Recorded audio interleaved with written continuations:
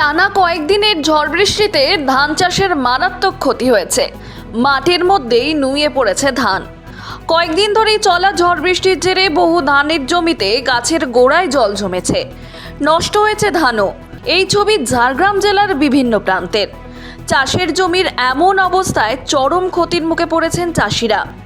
ঝাড়গ্রামের গোপীবল্লভপুর ২ নম্বর ব্লকের হিজলা, রায়পাল, জুনশোলা, বাঘুয়াশোল, গোয়ালমারা এলাকায় সবচেয়ে বেশি ক্ষতির খবর মিলেছে। অন্যদিকে সাকরাইল, নয়াগ্রাম, ঝাড়গ্রাম ও বিনপুর ব্লকেও ধানের পাশাপাশি সবজি চাষেও ব্যাপক ক্ষতি হয়েছে বলে জানা গিয়েছে।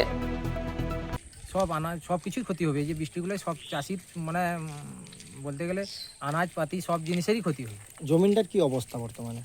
জমিন যে অবস্থা, জমিনের উপর তো ধানের উপরে জল আছে। আচ্ছা, কোন কোন এলাকাগুলো?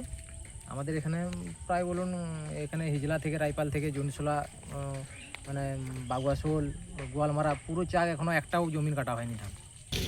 তিনি আমাদেরকে একটু দেখে আর কি, মানে কি বলবো, সাহায্য করে আর কি।